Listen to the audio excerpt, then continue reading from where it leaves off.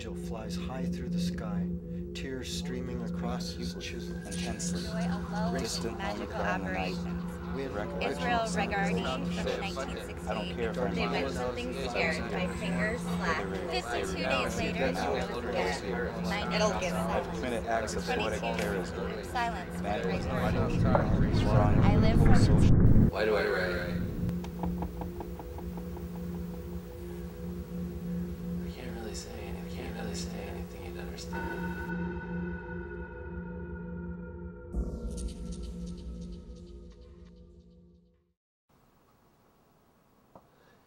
Why do I write? I write because I want to grok. And if you grok, you understand.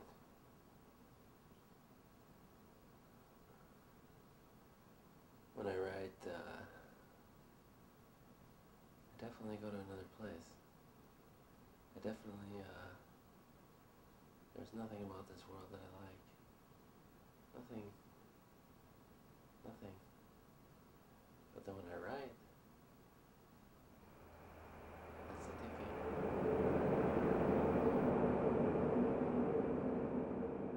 thinking. Angel David. Chapter 1. My Sweet Angel. An angel flies high through the sky, tears streaming across his chiseled cheeks, racing through the heavens, wind whipping back long, luscious hair, darting in and out of the clouds like a needle pulling thread, looking down at the landscape passing by on the blue and green sphere pumping with life, the flowing bodies of water, the oceans and seas, the rivers and streams, the blood of the Mother Earth. Blacks, browns, reds, tans, and yellows, myriad of color, the soil, her flesh, the fault lines, her aging wrinkles, the mountains, her breasts, and the valleys, her vagina, the plains, her smooth stomach, and the small of her back, the deserts are the soles of her feet and the palms of her hands, the crystal poles, her ever watchful eyes, the hot, red, molten core is her heart beating, the winds are her whispering voices.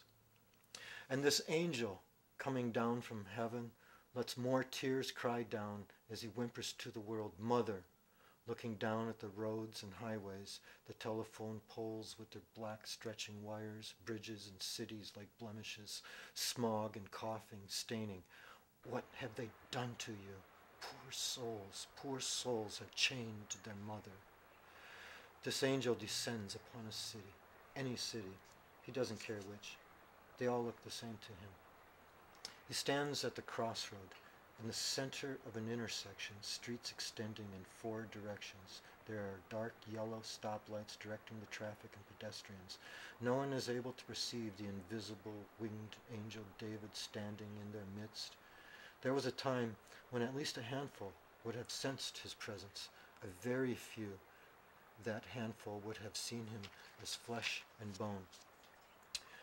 An early morning rain has wet the streets. The people go about their business like worker ants, diligently collecting food and materials for their collective community. Busy, busy, busy, rush, rush, rush on. Along the curb, a stream of dirty water carries litter to the gutters like tiny sailboats pulled into a whirlpool. On the asphalt street, water beads roll off a glossy rainbow of dark violets and blacks made by oil spots. A car screeches to an abrupt halt, splashing water on a strolling elderly man's pant leg, just missing a fender bender with another car. An elderly man's expression is one of shock, and David picks up his thoughts. Why me, God? Why? The driver of the car which avoided the minor collision has an expression of rage, his face blushing red as he shouts curses from behind ticking windshield wipers. The hate coming from the road rage pierces David like needle between the eyes. His fingertips touch his temples. A voice rings in his head. Fly on, my sweet angel. Fly on. I believe in the altered state of consciousness. Altered states of consciousness. They're something more than what we have in our everyday life. There's something more than what we have with our laws and our money and our restrictions and dogma. I have this claustrophobic feeling, and I need to escape from it. I need to escape from these illusionary boundaries that we've created, that we've created for ourselves. I need to escape from that. When I write, I escape from that. When I write, I escape from that. Intensity cries out for me. She cries for me. I call out her name to the sky, the moon, and the stars at night. I cry out her name to the heavens and sun. Intensity cover me, smother me. Paint it all in vibrant colors. Colors alive and bright. Something to breathe and something to eat. Looking for things I haven't seen before. Running, hiding from the hollow empty within. Fill it with intensity. I need something sacred inside. To kiss sleeping beauty and watch her eyelids flutter. The only way to win is lose. Sweating hands, grip tightly, white-knuckled. White eyes, muscle strained and trembling. Soft, slender, familiar hands, gently against mine. Shh, let go. I'm afraid. I'm afraid. I'm afraid. Let go. Just let go. Angelic voice, a warm gun. Let go. Intensity. Release, a slow dance. They want something sacred. My fingers slack and loosen. I'll give it. I believe this world is hell. I believe this physical world is the lowest form of consciousness that we're trapped in. It's Jack Parsons. The poet feels pain acutely, intensely, a distant, lonely cry in the night. The recollection of civilization is short. I don't care if I'm remembered, because I was here. Whether they remember me or not, I was here. I've committed acts of poetic terrorism, vandalism, scrawling political, social, and philosophical statements on the walls of bathroom stalls. Today I sat in one of those old joints, trying to read the faded black marker of my past, wondering what difference it makes. A fresh carving of some unknown ragged youth covered my holier-than-thou expression. Here I sit broken-hearted, tried to shit and only farted. I believe we chose to be here for a reason. I'm not going to pretend to know what that reason is.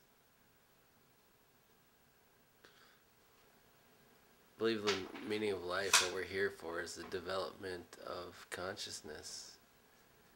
That's what we're here for. Development of consciousness. Let's travel deep into the sewer water of my soul. I'm fucking outer space out there, stupid fucking idiot. I sound retarded. It's the hash. Out of your mind, the devil can slip in. That lowers your inhibitions and self-esteem. Gonna go call some fucking spirits, psyching fucking radar. What if the gods don't care about us? I don't know if they do or don't. I invoke. Who's this here with me?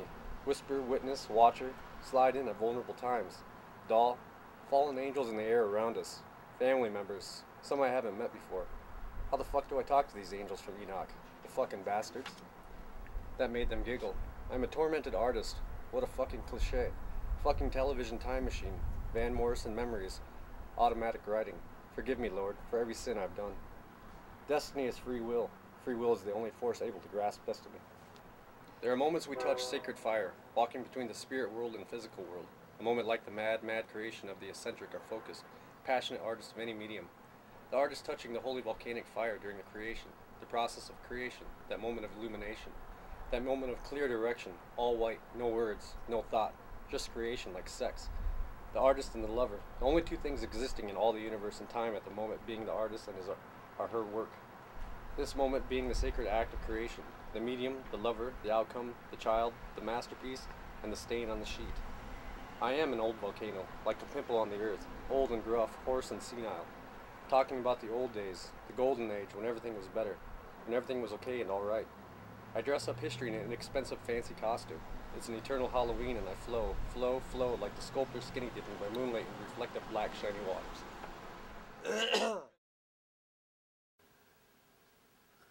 These other worlds that I write about, they exist. They're real. They just don't exist in our mundane consciousness that's accepted by a consensus reality. They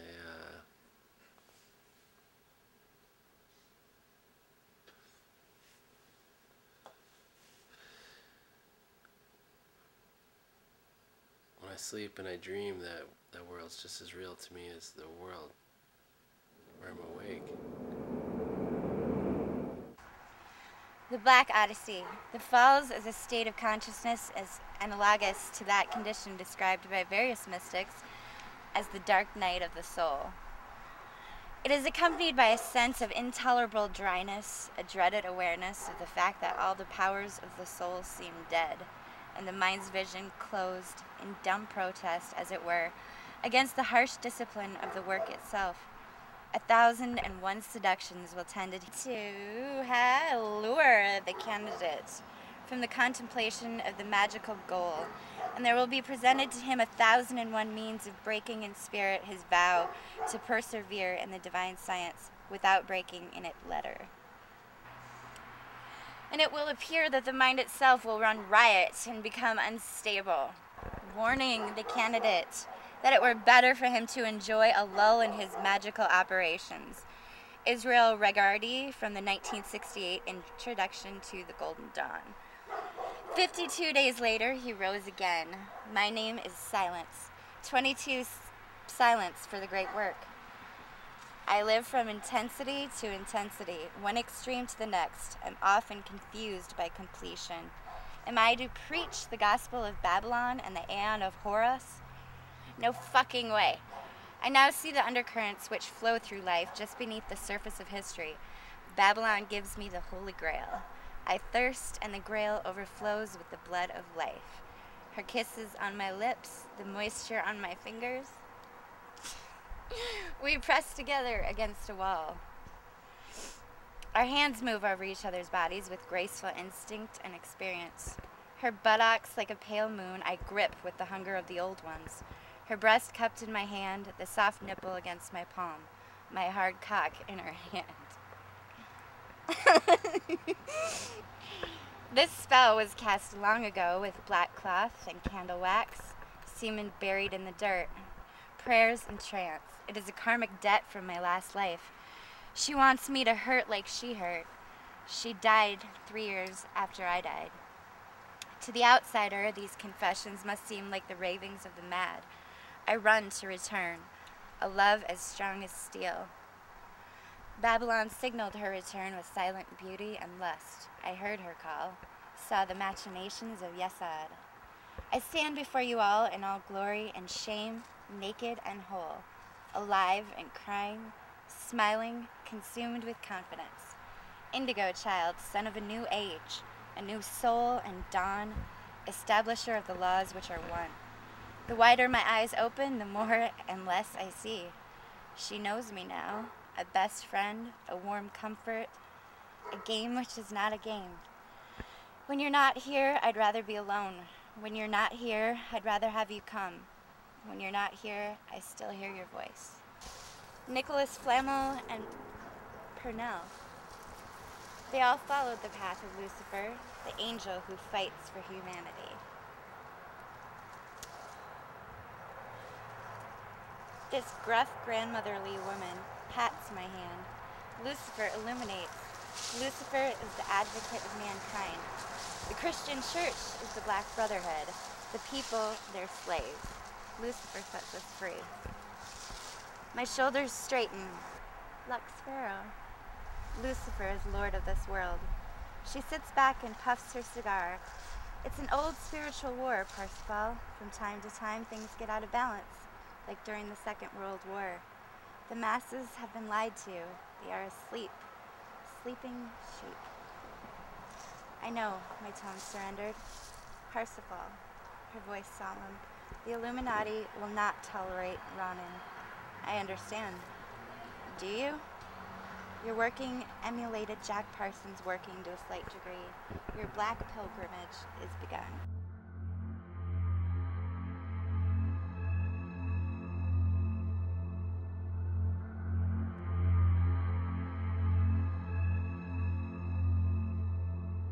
I hate Don Quixote.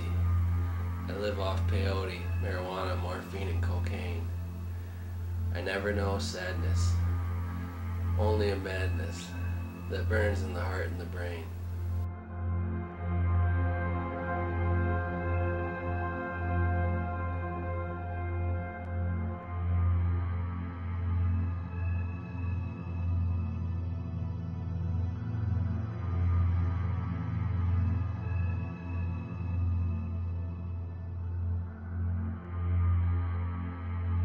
I have this claustrophobic feeling, and I need to escape from it.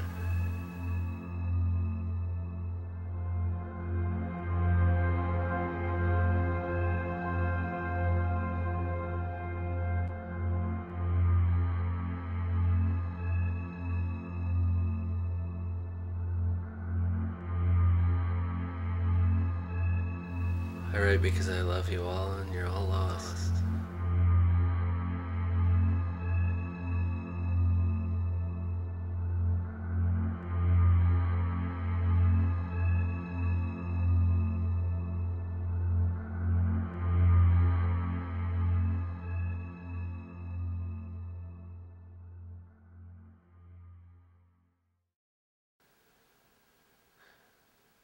When I write, I leave a trail of breadcrumbs in my writing for you. I've lost faith in humanity. I don't believe in Nietzsche's Superman. Nietzsche's Superman maybe exists a bit, but I'm not a fan of those who exist as Superman in power, financially and legally. Those aren't the Superman. They're just born into it. Okay, I chose Lord God, save our souls. Let's keep it in the streets. The wicked rule the world. There is war on the people every day. A war on drugs. A war on crime. A war on poverty. Nazi America. The Fourth Reich. The Iron Eagle, Rome. Page 182, Untitled 7. We didn't choose to be. We were chosen to be. An act of nature. Destiny, she laughs. Choose to be chosen. Drop to her knees, begging, please, praying, pulling your dress from your hips. Now I'm too tired to write. Baby dreams do call. Let's go to bed, but you catch my drift. Now that you do. Every star will rise and fall, like every drunk and junkie. Like every drunk and junkies ask why life's so hard, and every heart breaks over long mistakes, quiet at night, alone in bed, remembering the dead, falling asleep to keep it all and weep. Head it and let it fall from my lazy hand, like sifting sand between my fingers. Memories linger, time to die, and whisper goodbye. I'm so warm, I just have to say fuck it. My muscles itch and I just want to lie down. I never go to sleep on time and I always get up too early. There is not enough time to do it at all. The thing I wanted to do if I didn't have to work things would be okay. I didn't have a time to sleep. And those women say I'm pretty. They love me and they offer me to build lives around me. I'm mediocre and they are ignorant fools. It's not I don't love them. I don't love them at all. I just can't choose. And they take up my time. Don't want to share. Don't understand. Maybe there is nothing to share. I wake up in the morning. I move. And give, take and take. When I go bed, it is late and I am just so warm. The afternoon light is next in the Windows are coming up through between the agent and the curtain like soldier hurricane.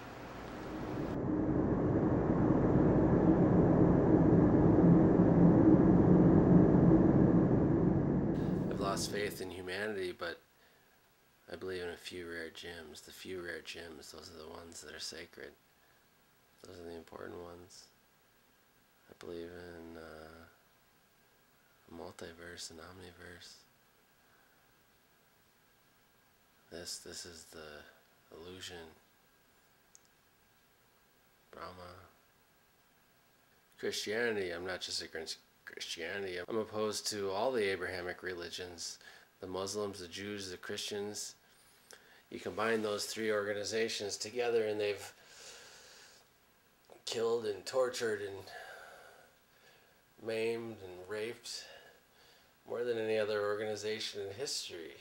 Those three together are the great villains. The Jews, the Muslims, and the Christians, they're the great villains. They hurt people. I believe the Abrahamic religions are based on the demiurge, the demiurgos, the creator of the physical reality.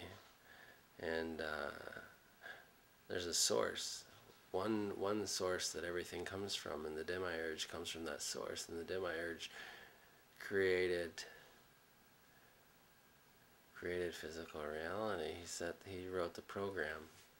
It wrote the program. Ashes to ashes, dust to dust. The rambling voice of the priest's eulogy and prayers are lost in daydreams to Abigail. She thinks he didn't even know him. It doesn't seem right. Her hand unconsciously holds her stomach. It's a small gathering in a large cemetery. Everyone is dressed in blacks, grays, and whites. She doesn't know most of the somber faces. Very few bother introducing themselves, let alone converse with her. She feels the eyes of Greg on her from across the casket. He looks at her with red, swollen eyes. A little boy stands next to him, bravely holding his father's hand.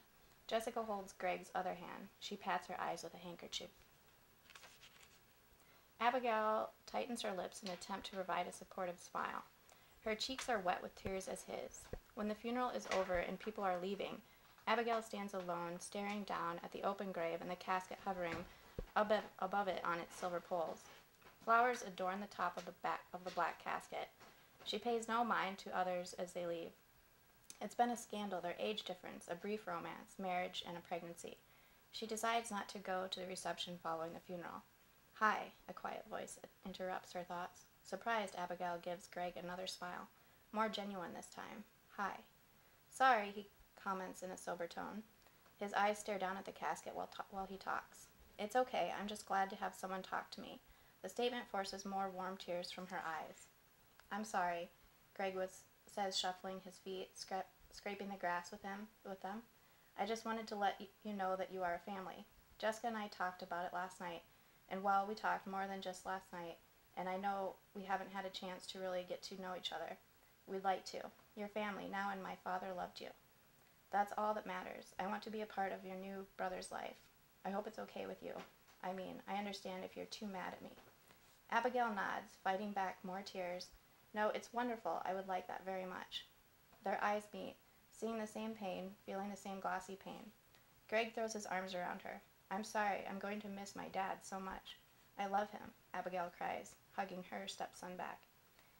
He lets her go and wipes his face. "Sit with us at the dinner, please." Abigail nods and takes his hand. "Let's go," her voice whispers.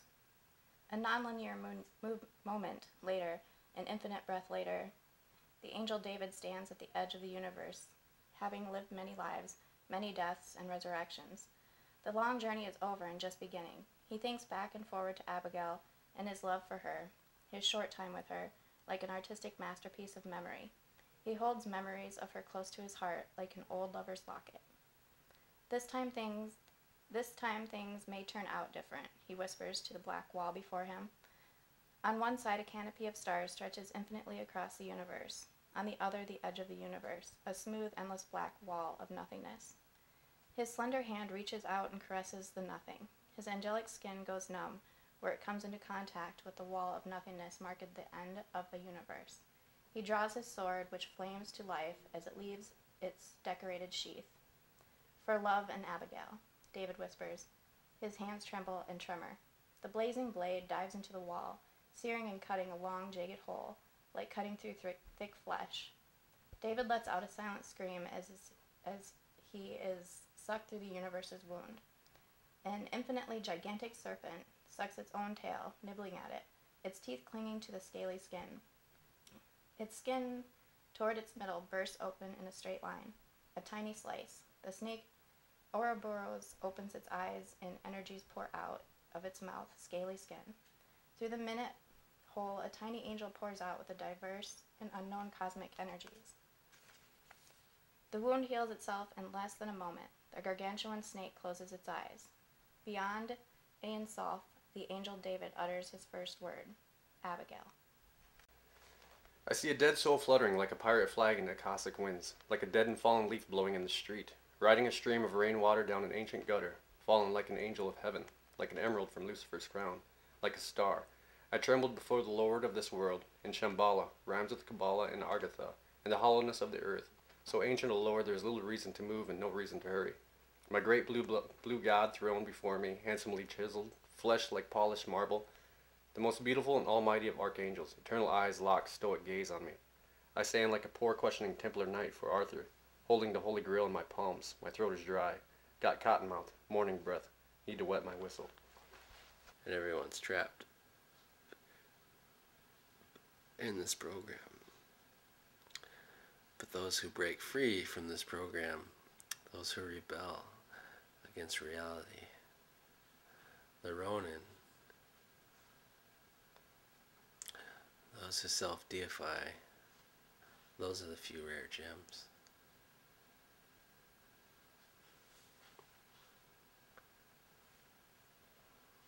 I don't know much. I write because I have to write. I don't have a choice. I don't have a choice. I was born to write. If I don't write, I go mad. And only a few people will dig it. Only a few people will know what I'm writing about. But that's okay, because those are the people I'm writing for. A lone bicycler approaches the stadium. The city lights have been going out behind his approach. As he approaches the stadium, the circling bicyclers stop. They gather at the entrance of the stadium, Nicholas among them. They await his approach. No one speaks. Nicholas sees the man riding toward them. The starlight seems to illuminate the man. He gets off the bicycle before his followers, wearing a light brown trench coat with mud up the back and on the other side of it. The blond man with icy blue eyes takes off the coat, wearing only a pair of boxers beneath it. His back and the inside of the coat are covered in shit. Nicholas realizes, not mud. He can smell it, as if it were mud flung up from the back tire of a bike, except the trail of shit was on the inside of the coat. It makes no sense to Nicholas. How could the feces be smeared up his back as if it were protected by the coat? The man is athletically built. Nicholas can't help but acknowledge that the man is handsome. The man laughs, looking at the small gathering of people before him, an angry, superior laugh. Nicholas feels the intimidating eyes glare directly into him. The shit is power. His voice loud and deep, not quite ordinary. It has an inhuman, metallic quality to it. The man paces before them, his eyes never leaving Nicholas. Shit is organic material for me to absorb. That's how I began. Eating your shit, consuming your shit, and growing. I will collect all the shit of this world unto me. The man, Nicholas knows he is the Lord, walks past the crowd and into the center of the racetrack. The people follow him. In the center of the track, all remaining light seems to dissipate. The people on the back of the bicycle begin to circle the track again. Nicholas slips off into the shadows of the stadium and continues to watch the strange happening.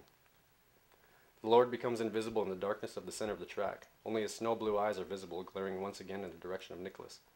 The Lord's voice pierces Nicholas's brain, seeming to answer his unspoken questions. I am an alien. The more organic material I absorb, the more powerful I become. I feed on shit. I feed on you. All organic material is nothing more than shit for my absorbing. All humans are shit for me to consume. I will dominate the planet Earth in every short time. God now. Write a testament to me, the Lord of Feces. That is the dead world. Remember me. You know in your mind and soul that I cannot be stopped. I have been since before human. Nicholas rides away on the bicycle. He doesn't bother to get in his car. He simply rides away as fast as he can into the night with tears streaming across his cheeks, chilling his face against the dark wind. I want to write a poem for you like a thunderstorm. Calm, dark, still night, cool comfort, no breeze, stars blotted out, quiet silence, drizzle rolling in, gentle rain touching your face. The wind begins to breathe, whispering, tickling your ear. I love you. Thunderclap, crack, boom. Lightning splits the dark sky like a crack spidering through glass. Electric blue and white against the black night. I raise my arms and shout your name through the rain. Thunderclap, crack, boom. Rumbles across the world, an echo growing weaker, and you're not swayed by my words. The ancient Greek philosopher, Plato. I'm sure everyone's heard of him. Plato. He wrote his story about the fire and the shadows. People don't see reality for what reality is. People don't agree on reality. They don't experience reality, they agree on reality.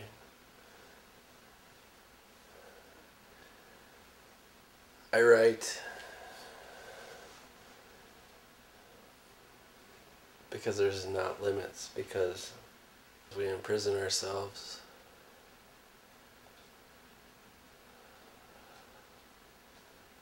We don't let ourselves become what we can become. We have amazing potential. Astounding. Absolutely fucking astounding potential. And we limit ourselves. Say to someone, like John Lennon, what he'd sing about, you know, a world with no religion and no money. 2, no government. Well, maybe there's no salt to that, you know, maybe John Lennon had a lot of fucking money. But you say to someone, a society, a culture with no money, and they can't fathom it. My next strong experience with God was on a bus ride through the Rocky Mountains. It was sunrise. I had no money in my pockets, no food, 1 suitcase of clothes, almost out of cigarettes. Got nowhere to go when the bus reaches the destination. Just came off the street life. Everything's got to be alright. Golden morning rays triumphed over the mountains and through the bus window, warming my face. I knew everything would be okay. I entered a period of recluse, found a woman to settle down with, and had a star. A high school dropout. I decided to go back to school for a while, college. I took up the hobby of reading. I had always read comic books growing up.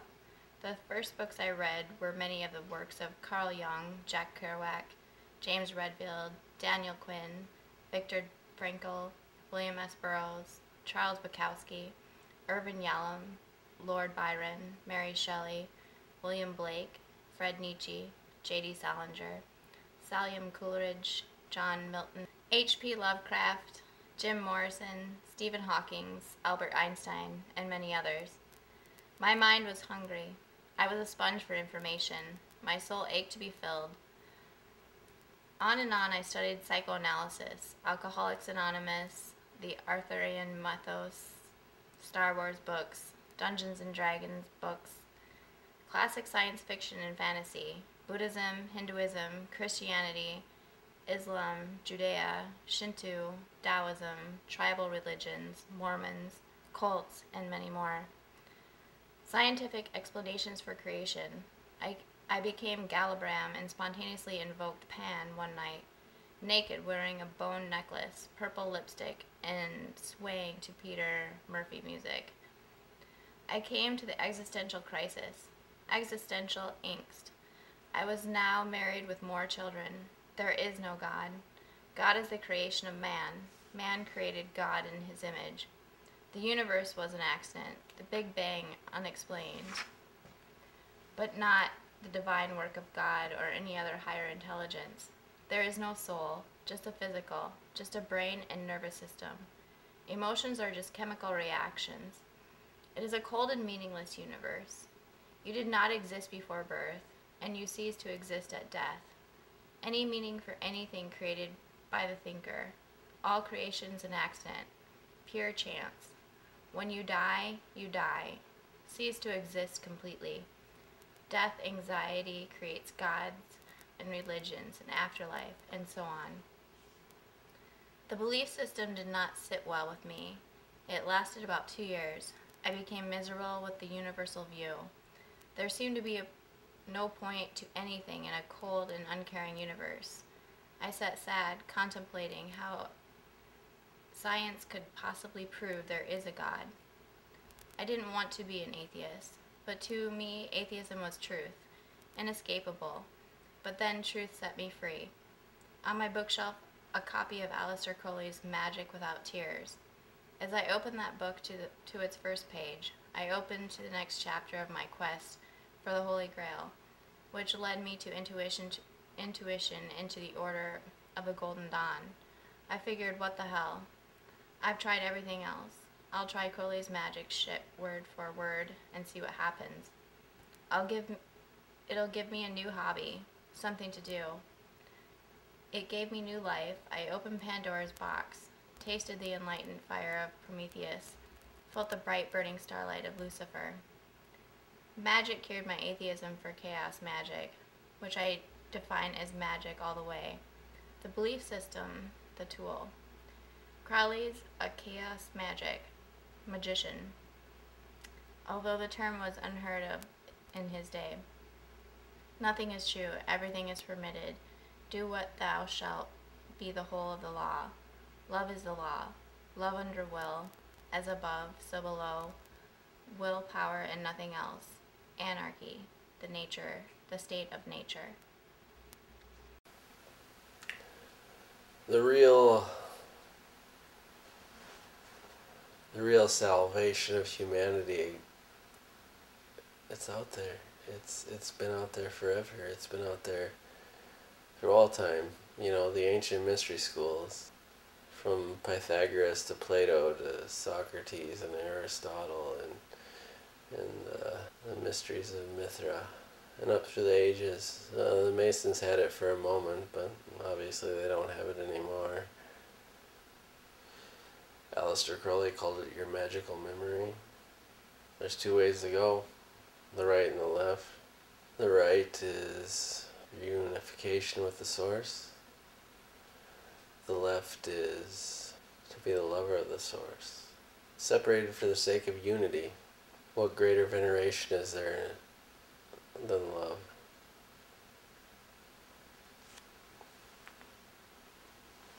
Cobra's head, Pharaoh's crown, we took the worn paths, the ancient ways, a long night. At dawn, we invoke the old gods. Eo, Eo, Eo. Independence Day, do you see what I see? The Illuminati victory of 1776. Brilliant fireworks web across the night sky. Spiral, sparkle, spreading, exploding. Thunking delight unfolding. Illuminated darkness. Cosmic soldier. Spirit warrior. Life beat me around. I've been to mountaintop. I've been in the valley of the shadow of death. What did that man say? I've done more drugs than most people who do drugs. I've wrote less than most writers write. The front page of the newspaper said, I live in the most violent neighborhood in this little city. Feels like home. Punk as fuck. Everyone's waiting to break free. Thoreau living, Scarlet struggling, forbidden lovers alone for the first time. Dancing, kissing, holding under pink moonlight. Discovering a lost city of gold. Flowers and tall grass sway in the breeze. Prey escaping predator. A wild animal caring for its young. The rise of an aggressor. The Nazis' first march into a frightened village. An enchantress from the Middle East. Moses leading Israel out of Egypt. Superman's first flight over the city. The golden gates of the lost city have opened. A human shining, triumphant. Woman is my generator, my nuclear power, atomic love bomb, my far-out groovy calm, my ill-starred cosmic bliss, my friend, like a more than men, adored chalice, holy womb, holy grail, wayward and main, raveled and moonstruck, warmth and breath, holding me till death. Basically, I write to rebel. I write to rebel against everything. everything. I write to rebel against society and culture and laws and dogma. I write to rebel against reality. Potential exists to accomplish anything, but we stand alone and we're afraid. We are social creatures, but if you learn to exist on your own, if you find the source within yourself,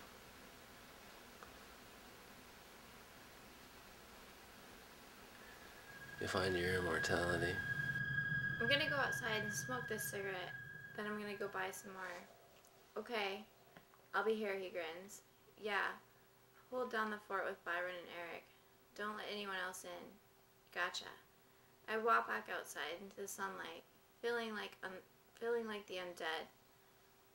Following the cracked sidewalk, blocks and blocks, crossing streets, watching cars drive by. Cops freak me out. It's early summer. I walk up to a unfamiliar house, knock on the door. Hillary answers with a scowl etched onto her face. What do you want? She hisses at me with a venom in her claws. I look at the shag carpet beneath her small, bare feet, little toes. I just need a place to sleep. Sleep at your house, barking, her band on her hip, elbow at right angle, a tight wife beater, no bra. I can see the color of her nipples through the shirt, arousing me even though I feel like crying. I can't stay at my house. She sighs, her glasses onto her forehead. Why not? I can't wait to fucking hear this. You're a fucking disaster. I just need a safe place to sleep for a while. She sighs again. Okay, come in. Keep your hands to yourself. I'm cleaning. You can sleep in the bedroom. Thank you, I mumble, and make my way to the bedroom. She doesn't love me anymore. I take off my red shoes, strip to my boxers, and get between clean sheets. A warm, fluffy comforter, smells nice, relax, soft asylum, drifting quickly to sleep, like a babe in the arms of a mother. I don't like any government. I hate them all. There's something wrong. You can't wander off in the wilderness and just live off the land and live on your own because someone says they own all the land everywhere. Obviously a ridiculous idea. Everyone says they own the land everywhere. The entire planet is owned by someone except for maybe some places in the ocean, but really not one human on the planet owns anything. No one owns anything. Nothing is owned. I write because I love you all and you're all lost, asleep and slaves. I write because I know those few gems will wake up. A week later, we are a couple again. Things seem to be going well. I get off work in the early evening, pull up to her house. She'd moved into a tall, tan house with dark brown trim. I walk up the stairs toward the porch and the front door. The sky is gray and cloudy. The sun is setting, and the moon is already peeking through the clouds. A row of bushes at the side of the front lawn is losing its leaves as autumn approaches. I'm tired and sore from work. Lunch pail in hand, I stand on the porch and look at the dark windows of the house. The door creaks as I go inside. Hey, pretty bird, I'm home. I set the lunch pail by the front door and take my jacket off. She jogs out from our bedroom, an animated grin on her face, arms wide open. Baby, I missed you. Her hair is black silk against my chin, smelling like vanilla. Where are the kids? How come it's so dark in here? I sent the kids to live with their dad. What? What are you talking about? I thought it would give us more time together. I stand there looking into her big brown eyes, dumbfounded. I made supper for you, sweet potato fries. I know how much you love sweet potatoes. Why are all the lights off? She grabs my hand as I reach for the light switch. Don't. I look at her.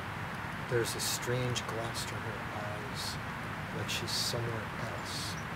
I thought we could eat dinner by candlelight, she explains with a tender tone. I breathe in hard through my nostrils. Okay. We sit at the kitchen table together by candlelight. The food is good as always. She's an amazing cook, a real talent. It's a pleasant evening. She asks how work was. She seems so happy to have us back together. I think about the nightmare of living my life for 2 months without her. My dad is living in the basement. Her words shake me from my adoration. Excuse me? She has that strange, wide-eyed, glossy look again. Her grin seems too big. My father is living in the basement. I don't understand. When did this happen? She'd never really known her father, I think. He disappeared when she was a little girl. He's been down there for a long time, since before you moved in. What? My voice is shrill. I clear my throat. Honey, what are you talking about?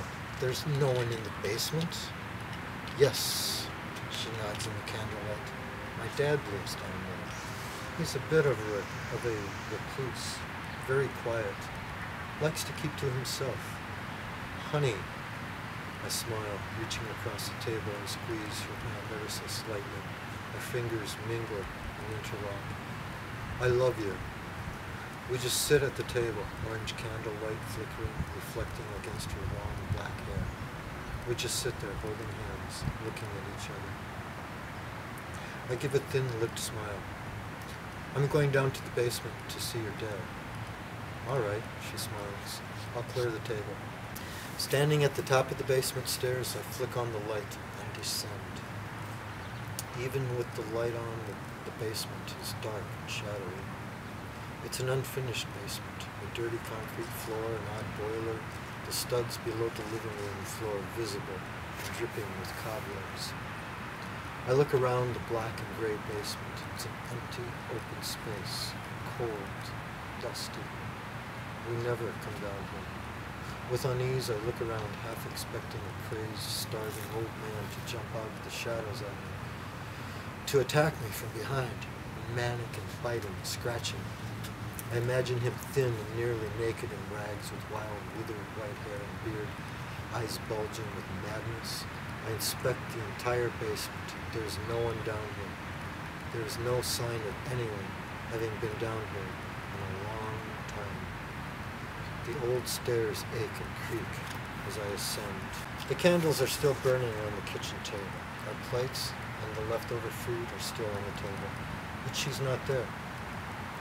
All the lights in the house are still off. Pretty bird, I call out. There was no one in the basement.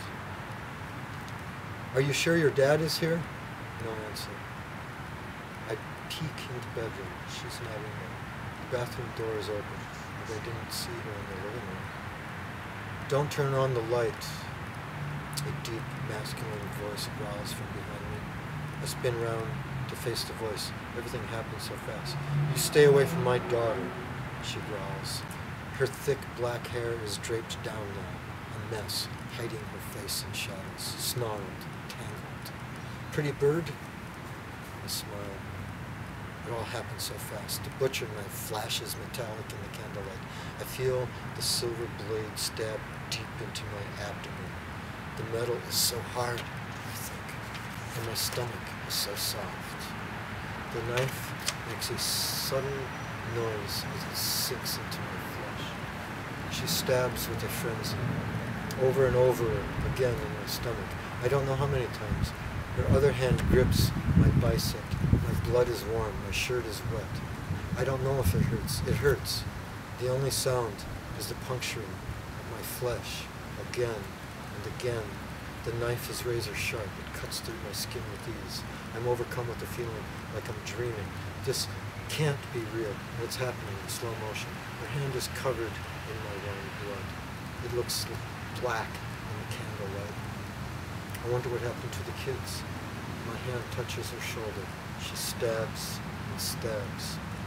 All I can think of now is how much I love her. My hand tries to squeeze her shoulder. The blood is red. I can't breathe.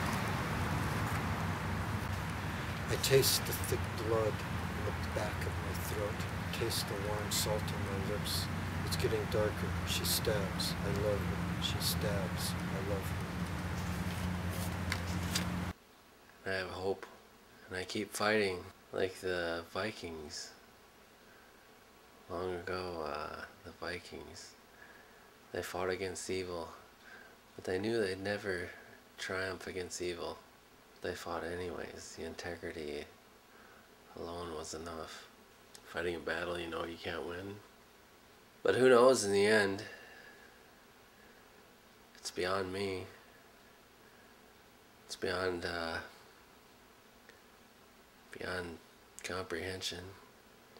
What's going to happen in the end? The human race, in the end, insignificant in the big picture. We play a part, a little part, a minor part, but it's not that all important. How much money you have in your bank account, what kind of job you have, prestige, it doesn't matter. Nothing unattainable. There is nothing we can't do. Most gods are dead men. There is no truth in life. Truth exists in death. There is no way to defeat me. I am the beast of Babylon. The universe is a mathematical equation without end. We are pure information, pure dream. To walk our path is to live for the eternal copulation of chaos and order. The mind must move like a strobe light, a dream machine. The mind must be still. We wade through illusions of Yesod and astro junk, sojourn beyond the lower planes. Once you've been there, it's easy to slip back into sleep. But once you've opened the lethargic eye of Cthulhu, once you've traveled through the dark waters of the underworld, once the sun has traveled night and winter's end, the return fearfully tugs at the soul. Do you understand that nothing and everything matters? Can you reach me in the desert of decades? I have water to share, to moisten your lips, to wet your whistle. It's hard when so few know what the hell you're talking about. There are a few in books and myths, a few in orders, more stray cats in the streets. We've made love to a black sun. At the climax of the ritual, she came by her own hand. And when she came, he came. He came forth as ectoplasm from her vagina. Evocation, the mist taking the form of a secret chief, his voice wavy like gurgling liquid, transparent form floating with alien features, spewing arcane words with the disgust of an annoyed adult scolding mischievous children. One of the adepts fainted at the sight and sound of this entity. It's always a trip to speak with the demons and devils and angels and gods. Our religion is much older than Christianity, much older than the Hindus. It echoes back before Sumer and Mu, before Atlas. Yet, like a cracked windshield, the jagged lines spider out across time in esoteric schools embedded in all religions. There is one religion, there is one way, one truth, with many paths to attainment. Remember, where is truth? The great magicians, the teachers, see no reason to teach. All is as it should be. This time, 2 years later, the great white brotherhood did not smirk at me. Now I know the original smirk was the foreknowledge of the black magician. They were right. I tumbled and stumbled headfirst across the veil, into and through the abyss, through siege perilous, torn limb from limb, cracked and smacked, ripped and stripped, broken and dragged through the black odyssey. If I had to do it again, I know I could not. If I were to have the choice again, I would stay my hand. But that is the catch-22. I was a neophyte, like naive hypertrophyte against teen angst. I was Ronin Illuminati against my rebellion proved unoriginal. What matters?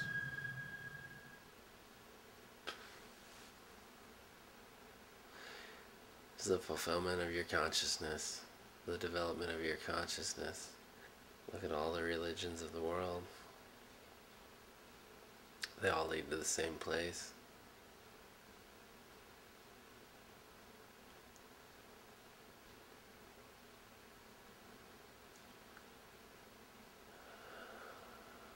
Read. Even if you don't read what I write, read.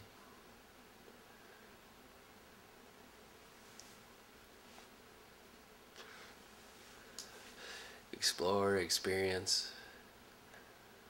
Know that knowledge is worthless without action.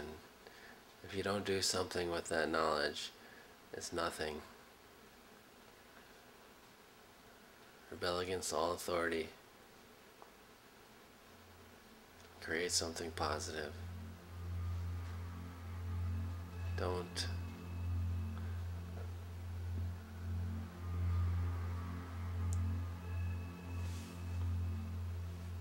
be a sheep.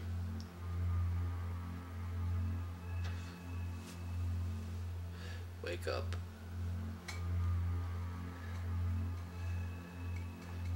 Good night.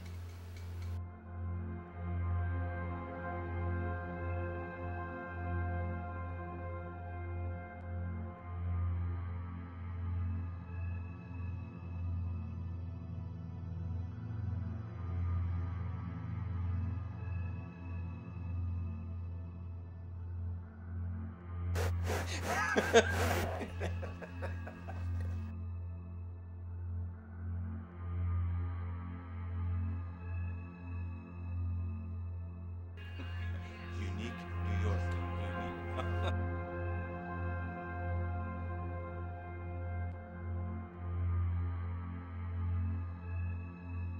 I'm not going to read the title now, but love will terrorize.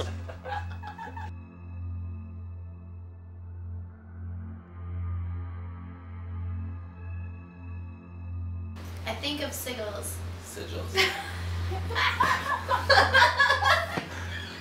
I think of sigils.